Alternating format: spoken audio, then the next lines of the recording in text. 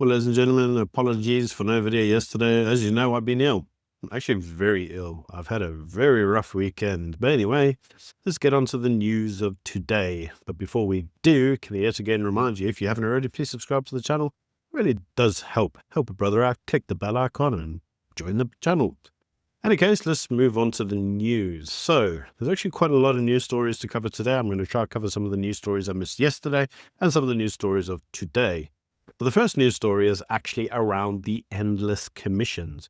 And this is the news. The ANC government has spent around 1.5 billion rand on commissions since 1996. Many of them have produced damning findings, but there's been no reasonable or meaningful persecutions or reforms.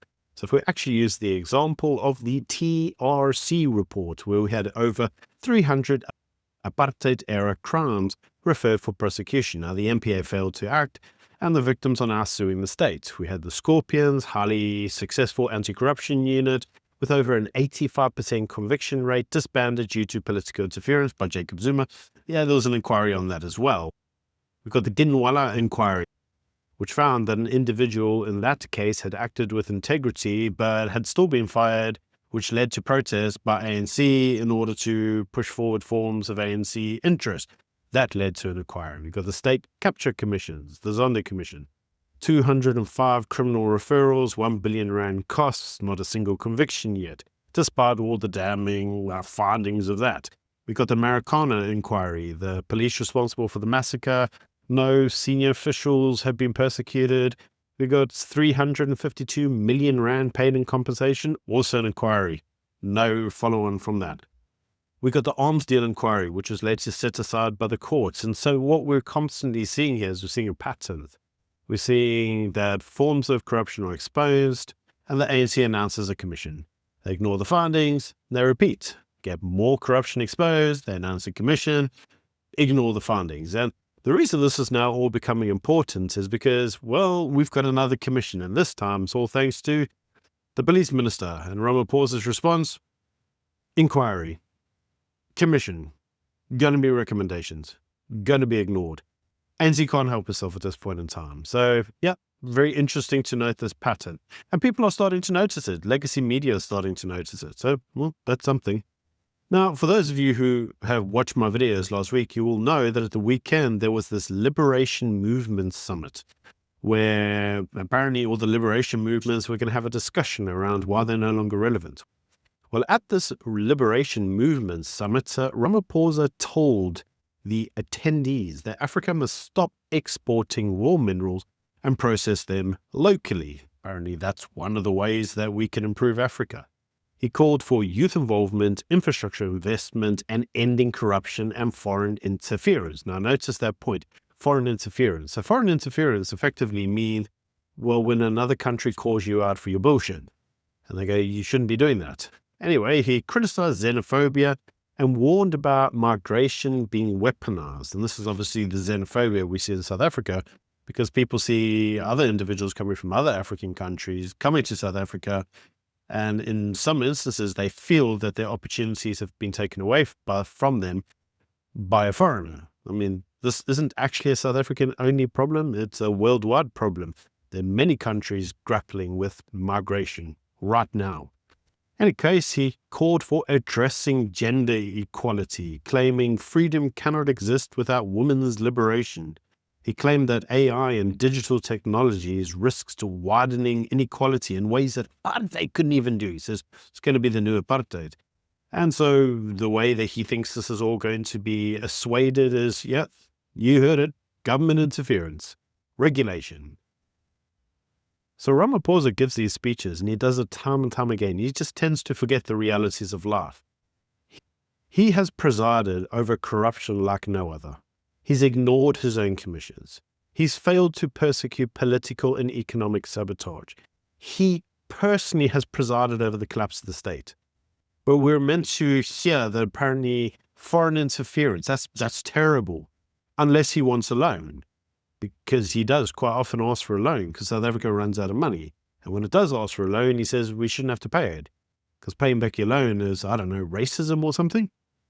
He then says that things in the state shouldn't be the way that they are.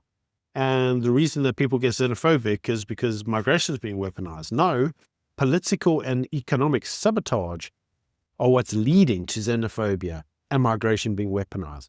So deal with political and economic sabotage. A lot of this addressed by his commissions.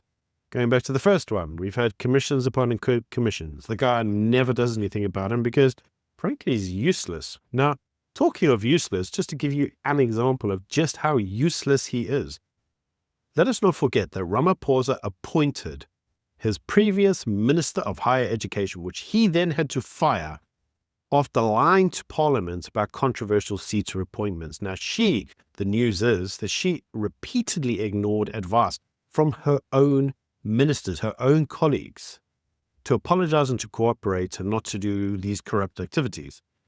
Now, according to Ramaphosa, the firing of this individual had nothing to do with DA pressure, despite the DA claiming that it was their interference that led to this individual being fired. In fact, you'll notice I did a video on this last week where I said the DA claims this as a victory. Well, Ramaphosa says not so fast. It wasn't your victory.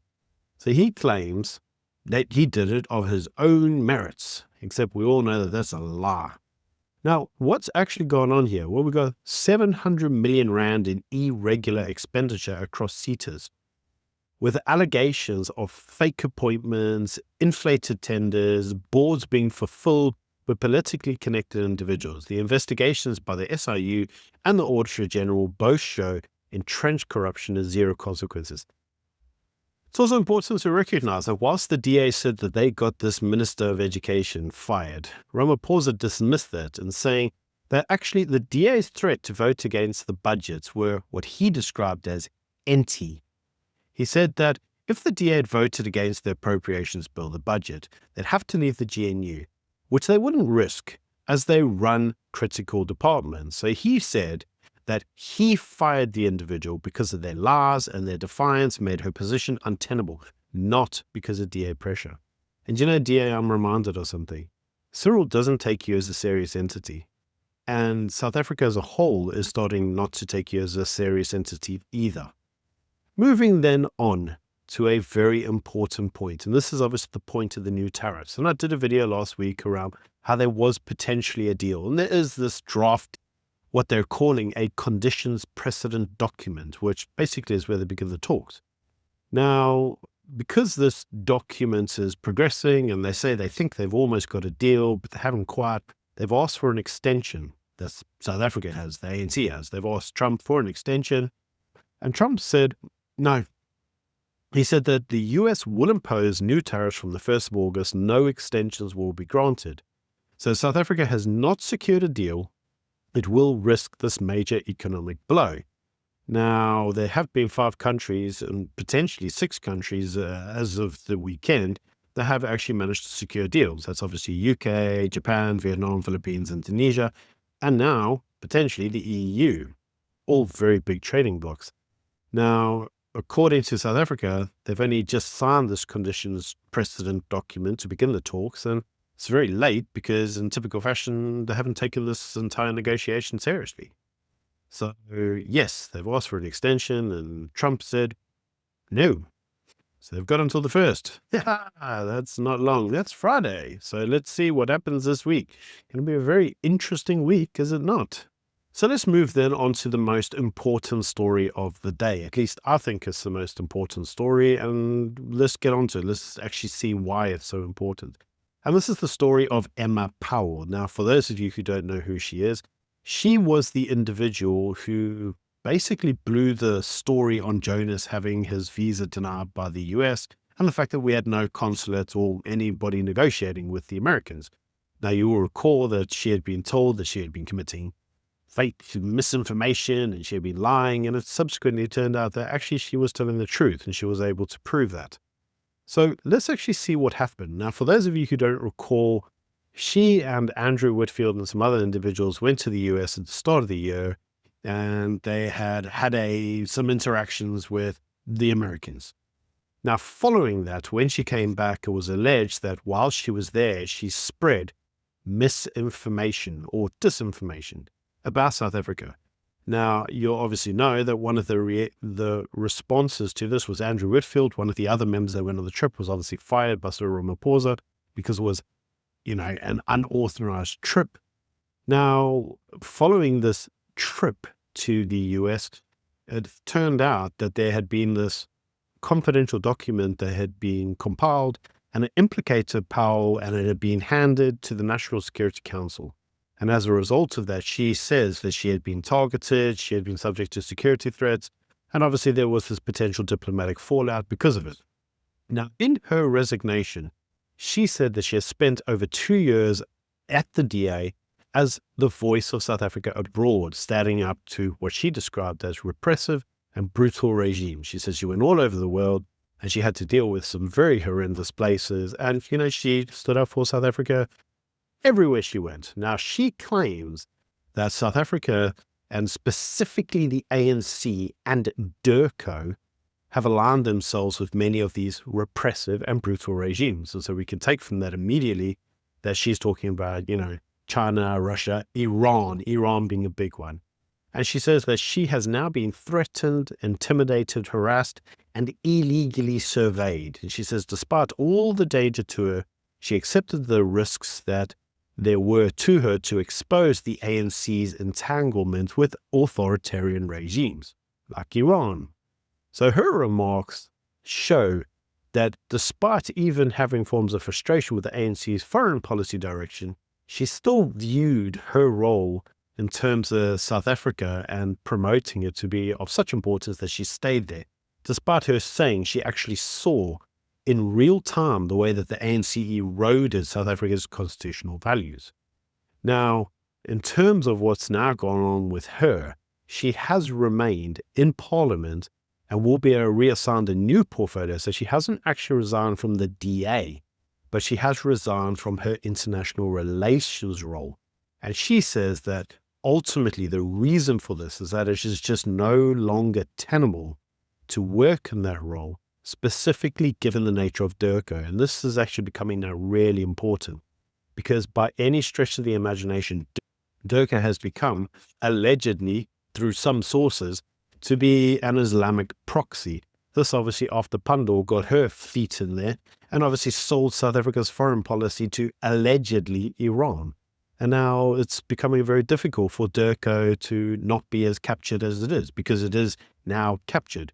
In fact, for those of you who don't know, Iran is in South Africa right now negotiating with the KZN ANC. In fact, they actually wanted to buy one of our legacy buildings in Swanee on the weekend, and apparently it wasn't for sale, but they wanted to turn it into an Iranian cultural center for, I don't know, Islamic studies or something, who knows. But in any case, the regime, the people in DIRCO, but all the sources that I have heard from are saying that it's becoming incredibly difficult to work in there now because it is ideologically aligned in only in one direction. And what Emma Powell's exposing, without really having to say it, is that's exactly what she's experienced. And it's becoming untenable to work there because they are harassing her and intimidating her and threatening her now. And that makes sense because I've heard that from other sources as well. And it just shows you the sorry state of South Africa's captured foreign policy. Anyway, these are all my comments. Do let me know what you think in the comment section below. Until tomorrow, bye.